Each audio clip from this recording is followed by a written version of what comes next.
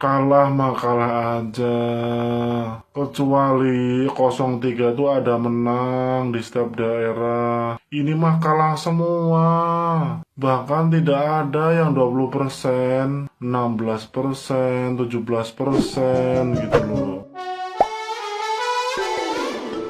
Hola netizen yang tercinta, Cawapres nomor urut 3 Mahfud MD menyebut pihaknya sudah siap untuk mengajukan gugatan hasil Pilpres 2024 ke Mahkamah Konstitusi atau MK. Menurutnya, Tim Pemenangan Nasional atau TPN Ganjar Mahfud telah membentuk tim hukum untuk menangani urusan ini, termasuk menyiapkan berkas kelengkapan. Namun, kata Mahfud MD, saat ini tahapan Pilpres 2024 belum selesai. KPU baru memulai tahapan rekapitulasi suara tingkat nasional. Menurut jadwal, hasil rekapitulasi Pilpres 2024 ditetapkan paling lambat 35 hari setelah pemungutan suara atau 20 Maret 2024. Sementara gugatan perselisihan hasil pemilu baru dibuka 3 hari setelah hasil pemilu ditetapkan oleh KPU, tepatnya pada 23 Maret 2024. Oleh karenanya, Mahfud MD menyebut pihaknya masih menunggu penetapan hasil Pilpres 2024. Sejalan dengan itu, TPN Ganjar Mahfud terus melakukan persiapan. Selain itu, Mahfud MD mengatakan pihaknya juga tengah bersiap untuk merealisasikan penggunaan hak angket DPR guna mengusut dugaan kecurangan pemilu 2024. Mahfud MD bilang lantaran dirinya bukan anggota partai politik maupun legislator, ia tidak ikut langsung dalam mengusulkan hak angket. Namun Mahfud MD turut memberikan saran terkait ini. Mahfud MD mengatakan pihaknya masih menunggu masa sidang DPR dimulai untuk menggulirkan usulan tentang hak angket, sebab saat ini DPR tengah dalam masa reses. Mahfud MD pun membantah bahwa wacana hak angket untuk mengusut dugaan kecurangan pemilu 2024 ini hanya sekedar gertakan. Adapun wacana penggunaan hak angket DPR untuk mengusut dugaan kecurangan pemilu 2024 pertama kali diusulkan oleh Ganjar Pranowo. Ganjar mendorong dua partai politik pengusungnya pada Pilpres 2024, PDIP dan P3 untuk menggunakan hak angket di DPR. Menurutnya, DPR tidak boleh diam terhadap dugaan kecurangan pemilu yang sudah terang-terangan. Nah, gimana nih menurut netizen yang terhormat? Silahkan berkomentar ya. Gue mendengar banyak sekali narasi yang menyatakan bahwa hak angket DPR dicap sebagai bentuk sikap pihak 01 dan 03 yang tidak bisa menerima kekalahan. Mengenai hal ini, menurut gue sekarang penting bagi kita untuk melupakan dulu sejenak siapa pemenang pemilu 2024, karena ada hal lain yang jauh lebih penting untuk dijawab, yaitu apakah benar telah terjadi kecurangan di pemilu 2024. Hasil hak angket mungkin bisa memakzulkan Presiden Jokowi, mungkin juga bisa membatalkan hasil pemilu. Tapi yang jauh lebih penting adalah hak angket akan menjadi pembuktian resmi kualitas pemilu 2024, sekaligus menjadi bukti tegaknya demokrasi dan lurusnya konstitusi. Karena selama ini banyak sekali kecurangan pemilu yang kita semua bisa saksikan, baik secara langsung maupun dalam bentuk rekaman video. Tapi sayangnya, semua itu hanya jadi bahan pembicaraan di ruang publik, hanya jadi gosip emak-emak di tukang sayur, atau obrolan bapak-bapak di warung kopi. Maka dengan hak angket DPR, semuanya itu akan dibahas di dalam sebuah forum formal terhormat yang tercatat, dan akan menjadi bagian dari perjalanan sejarah bangsa ini. Betapapun baik atau buruk hasilnya nanti, hak angket akan menjadi bahan pembelajaran bagi pemilu berikutnya yang lebih baik. Tapi yang paling penting menurut gue, hak angket akan menjadi sebuah peringatan keras atau bahkan mungkin menjadi teguran keras kepada siapapun presidennya, kepada siapapun rezim yang berkuasa, bahwa jangan kalian main-main dengan rakyat Indonesia.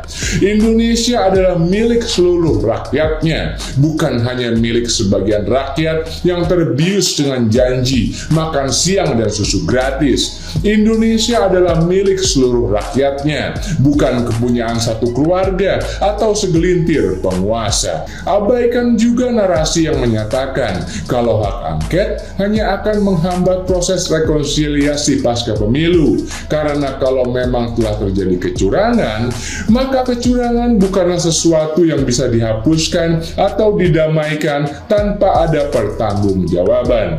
Kecurangan harus diangkat ke permukaan dan dibongkar jika memang ada. Harus ada konsekuensi dan pertanggungjawaban, baru kemudian bisa terjadi rekonsiliasi. Terakhir, kepada para anggota dewan yang terhormat, jika kalian masih merupakan perpanjangan lidah rakyat, maka kalian wajib menjalankan hak angket. Jangan kalian takut miskin, takut hidup susah, lalu tunduk kepada kebusukan. Takutlah kalian kalau hidup rakyat yang kalian wakili jatuh miskin dan sengsara karena kesewenang-wenangan. Salam semangat Adi Desa 24. Alah, Pak Deddy Sitorus dan itu yang anggota DPR dari PKS, saya mau bilang gini loh, apa iya mau dicoba diuji di dapil kalian nggak pakai uang? Udahlah, itu sudah rahasia umum itu. Kalian semua sudah sama nyakelin itu. Cuman karena kalian nggak terima capres kalian kalah, itu ajanya. Nggak terima kalian raihan suara capres kalian seperti sebegitu, 16% sama 24%, jauh dibanding dengan perolehan suara Pak Prabowo. Untuk PKS dan PD Perjuangan, ini aspirasi dari saya ya. Saya juga mungkin masyarakat Indonesia. Kalau bisa, tolong diangketkan juga, dibawakan dalam angket pemilu harus diulang. Jangan ada yang didiskualifikasi ya. Mainkan semua pemilu, garis bawah itu pemilu, bukan pilpresnya saja, tetapi pileknya juga ikut. Biar kita lihat bagaimana tindakan masyarakat. Kami yakin dan percaya PD Perjuangan, PKS dan lain-lainnya itu pasti akan diputihkan. Biar tahu kalian. Saya berharap hak angket ini akan bergulir di DPR. Karena kita nggak punya banyak perangkat yang bisa melakukan kontrol.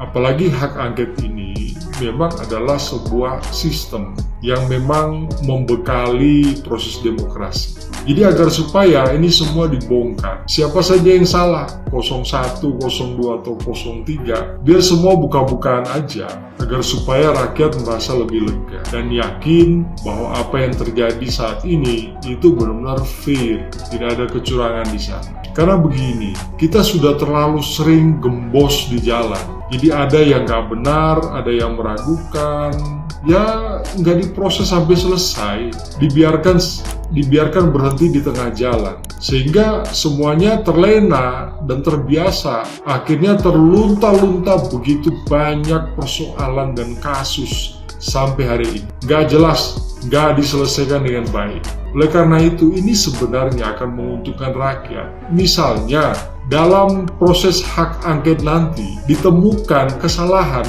ya kita harus syukuri itu, kita harus berterima kasih karena proses ini. Kenapa yang salah nggak boleh lanjut dong, harus berhenti. Jadi siapapun juga dia yang salah itu harus berhenti, nggak boleh lanjut, nggak boleh melakukan kesalahan itu lagi. Jadi jangan biarkan hak angket ini berjalan, karena ini akan sangat menguntungkan rakyat Indonesia. Udahlah Prof, kalah mah kalah aja. Kecuali 03 itu ada menang di setiap daerah. Ini mah kalah semua. Bahkan tidak ada yang 20%, 16%, 17% gitu loh.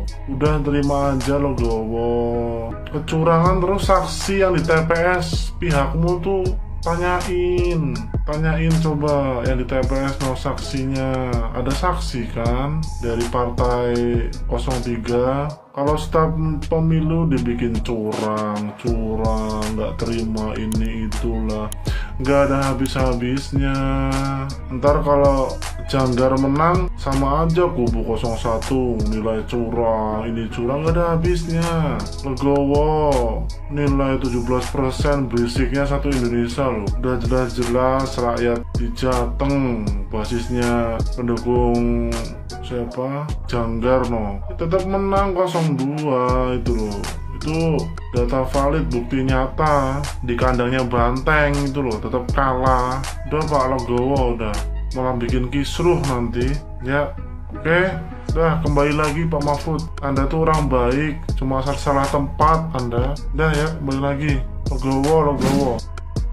Dan kalau saya pun juga simpel Pak, sebagai warga negara Indonesia dan sebagai masyarakat bawah, saya juga simpel. Saya hanya menginginkan Anda tidak menjadi presiden dan Prabowo menjadi presiden, itu pilihannya. Yang kedua, nilai Anda itu paling bontot gitu loh, seperti casan ini, seperti HP, perlu dicas. Dan kalau Anda pengen melakukan hak angket, itu hak Anda. Tapi kalau dengan nilai yang paling buncit itu, apa Anda bisa menyaingi di atas 50% gitu penilaian suara Anda di saat dia hak angket diajukan? Gak bisa, tetap gak bisa. Mau seperti apapun, kalau tujuannya Anda baik, sedangkan data bukti-bukti Anda nggak mencantumkan. Mungkin tim ses Anda lah yang nanti membawa bukti-buktinya. Tapi mana sampai sekarang ini juga belum ada bukti akuratnya yang perlu disampaikan untuk hak angketnya gitu.